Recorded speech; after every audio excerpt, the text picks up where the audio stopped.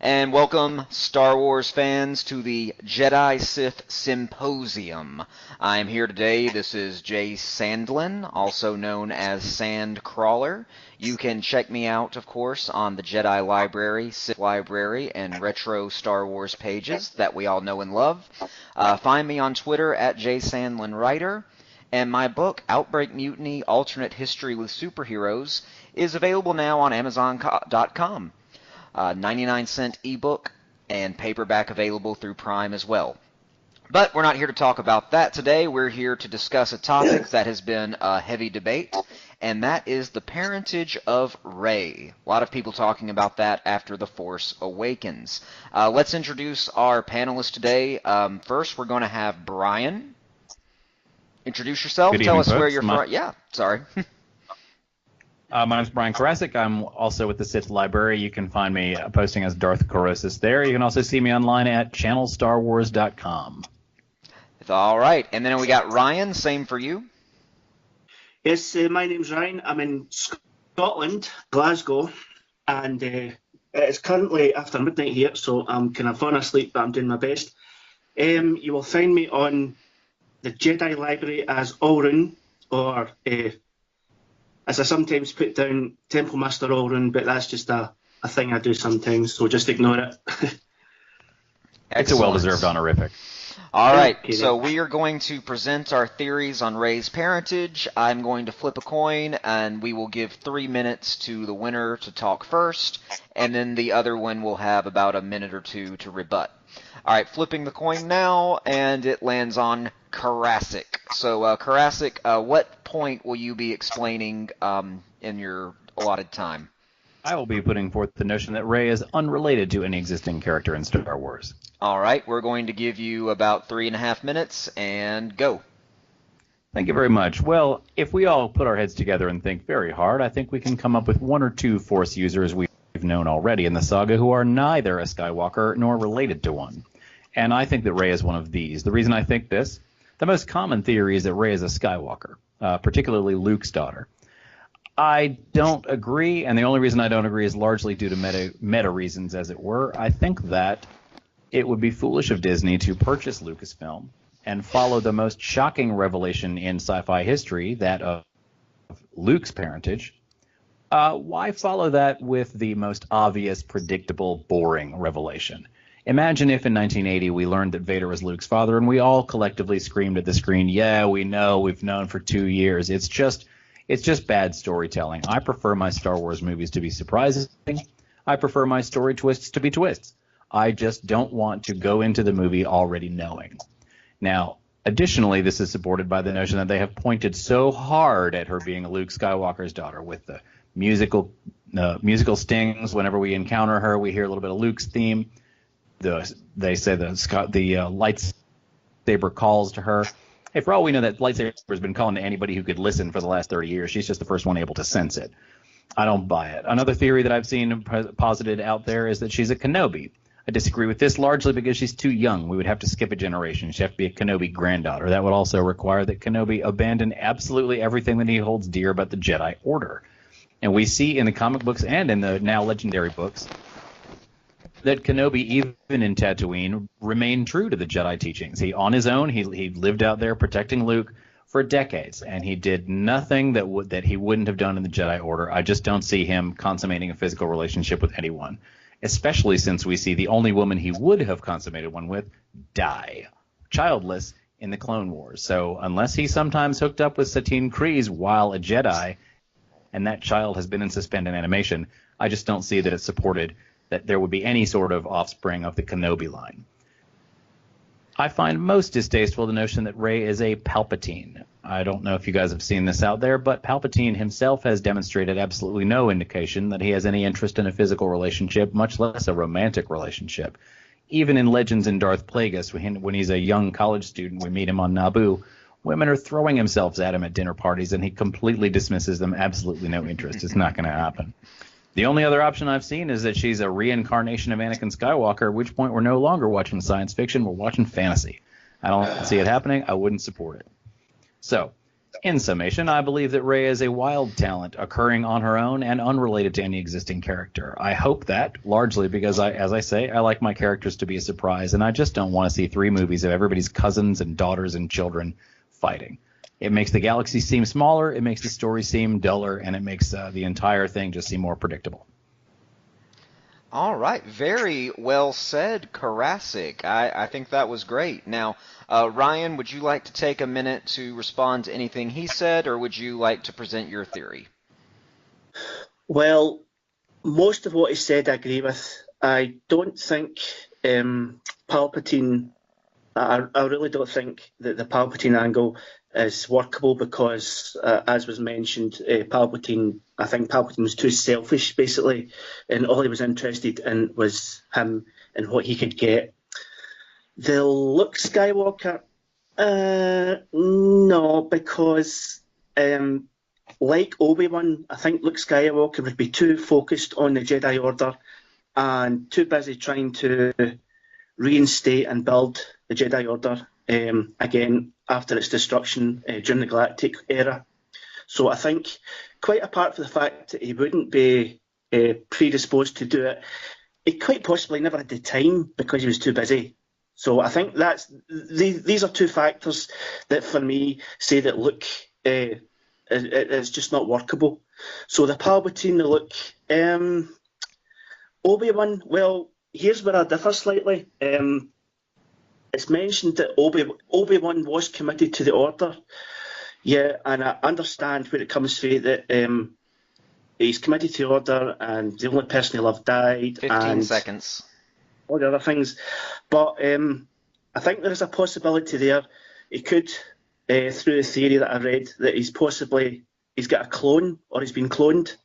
I don't know. Wild? You tell me. Possibly. All right, that was your time for rebuttal, and now we're going to hear your theory presented. Would you tell us quickly what that will be? My theory is I think there's a good possibility that she's a solo. A solo. Because a solo. All right. Let me give you your. Let me cue up here. I'm going to get the stopwatch going. We're going to give you the same amount of time as Brian to tell why you feel she's a solo, and then we'll give Karasik a chance to reply to you. And go. Well, there does seem to be a connection with the lightsaber with Kenobi's voice, and the lightsaber does want to seem to pass down. That's what I picked up from the movies, and it does want to go to her. So Anakin would be her grandfather, passed down to her. So as a family heirloom, I think that's workable, and also our predisposition towards mechanics and electronics, as shown when she fixed a problem with the Millennium Falcon and various other things. So I think that's part of the solo thing. And also the Force, well, Leia, the Force didn't manifest in Leia at all, whereas it didn't manifest in Luke until later. So I think there's a connection there through Leia. So that's more or less what I think. That's what I think in a nutshell. Everything else kind of peters out eventually, but the solo one still works for me. And I don't know, they did split up, and she was shown to scream by to somebody in the film. Maybe that was Han Solo leaving, because he did leave them, and obviously Leia was busy with other things. So I think that's maybe. I think that's maybe a factor. So for me, the solo angle, in my opinion, the solo is the strongest angle. If Disney decided to work the family angle, and also it was released at some point in somewhere that the solos would be more involved in the Skywalkers. So that is just the angle that I work and what I think's the reason. So. That is my theory on the whole thing with Rey. All right. And Karasik, would you want to respond or ask him any questions on that? I can respond. Go right ahead. We'll give you the same amount of time. Mm-hmm. I do agree that that's the strongest theory, but I also would rebut by stating that I feel like it would have come up if there was another child. When Han and Leia first reunite in Force Awakens, Han says, "I saw him. I saw our son." I feel like a daughter at that point might have been the topic of conversation. That does support a great point that people bring up in this regard is Kathleen Kennedy is on record as having said that Star Wars is the story of the Skywalker family, which is something that people have mentioned in support of it being a Luke child. But Kylo Ren is a Skywalker child to exactly the same degree that Rey would be if she was Luke's daughter. I'm the closest to supporting Rey being a Solo, but again, I'm just personally and emotionally invested in her being a new character because I don't want to see children and cousins fighting throughout the entire saga. Additionally, we've already seen that before in the expanded universe with Jason and Jaina. Now, obviously, canonically, Kylo is 10 years older than Rey, so they're certainly not twins. But the idea that the Solos have two children who are trained as Jedis and then the male goes dark is something that we've already seen before. And I think it would be foolish of Disney to spend as much money as they have on the franchise and then just tell the same stories over again. All right. Thank you. All right. So we've heard both theories. We've heard both rebuttals. I'm going to present a new one in there. I'll throw this out. Wasn't planning on this one exactly, so I'll make it short. You both can have some time to respond to me.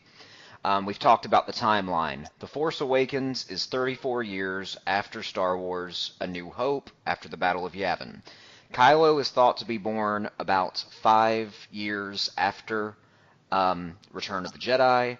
Rey is about 10 years younger, as Karasik already said.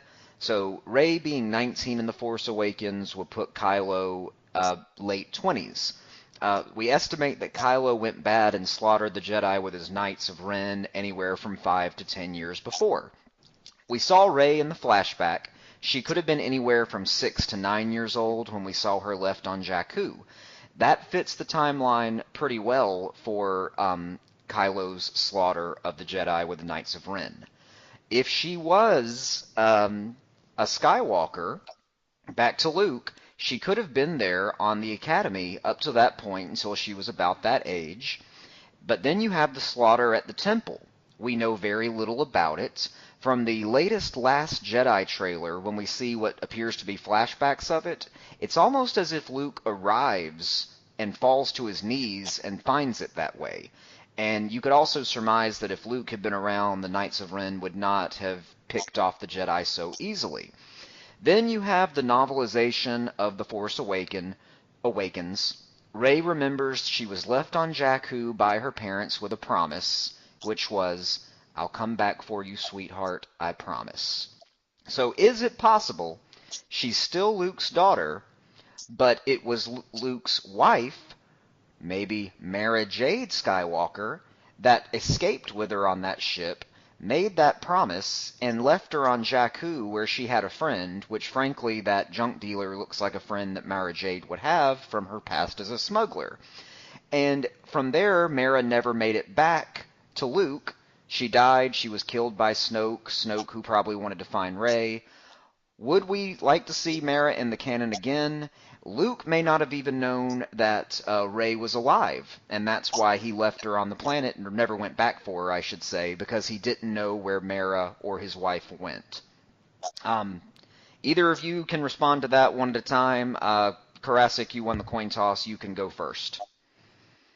I gotta say, I would love to see Mara Jade return to the canon because that would necessarily mean that we get to hear the stories of her being the Emperor's hand. I'm a little disinterested in what happened to her after she fell from the dark side, but in the meantime, I would appreciate seeing that. That would be, honestly, the one way that I would not be disappointed for her to be a Skywalker. That said, I'm going to stand by my. I personally hope that she's unrelated. But given that, I think it's a strong case. It's hard to say no to. And in response to your theory that she's unrelated, what if the midichlorians were manipulated to create life once again? And maybe it was by Snoke. I would go with that. My theory on Snoke, and you heard it here first, folks, is that Snoke is actually dead. I believe that we will find that like Paul Snoke McCartney? He's a holocron. And that's where that's how Jason Solo was corrupted by the holocron of Exar Kun, and I'd love to see the same thing happen with Snoke. He was corrupted by the now the Exar Kun was Kip Duran, but I know what you mean. Sorry. Yeah. And there was also an episode of Clone Wars where the specter of Darth Bane was conjured by Force magic. So there is precedence for that in the canon. Ryan, you want to throw anything in there? Well, you've mentioned a few things there that actually I hadn't thought of. I admit I haven't actually watched Clone Wars or Rebels. I haven't had time. I really apologise, and I will actually get around to watch them as soon as I get some time. So this is all news to me. I've seen a lot of theories about Snoke, and to be quite honest with you, from that point of view, I would rather just learn as a new character. I would rather, like it was mentioned earlier by Brian, Disney haven't invested all that money just to have the same old, same old. So I think Snoke is going to surprise us. I really do. The Mara Jade theory, I would like that. I've read one book with Mara Jade in it, and I really, really like the character. So I would like to see Mara Jade involved in the films, definitely. Great.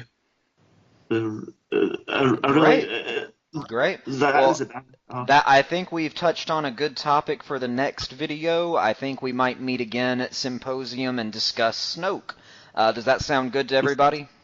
I'm on board. Yeah. All right. Well, this was great. We're going to sign off now. I'll let you guys make a last little plug if you want to. Ryan, you can go first and say goodbye. Well, thank you, listeners, for listening to our wee talk here. I don't really have anything to plug at the moment, but in the future, I certainly will. So I bid you all good night. And, thank you. And thanks for coming in from on the other side of the pond there. Karasik? Thank you. Sure. I'm the lead presenter at channelstarwars.com. I hope you guys will check us out at channelstarwars.com on Facebook, Twitter, and YouTube. And you can we've got a bunch of content that we just covered from Star Wars Celebration, and we'll be bringing more news as we come. But in the meantime, if you're more of a darker bent, come see us at the Sith Library and Archives on Facebook. There's 30,000 people out there enjoying us. You should be one of them. Awesome. And I am, again, Sandcrawler, or Darth Sandcrawler if I feel like posting on the Sith Library. Check out all the Jedi, Sith, and Retro Star Wars Strikes Back pages. Find me on Twitter at JSandlinWriter. And my book, Outbreak Mutiny, Alternate History with Superheroes, is available on Amazon in ebook and paperback. You can also find me at thenovelcomics.com. Thanks again, and may the Force be with you.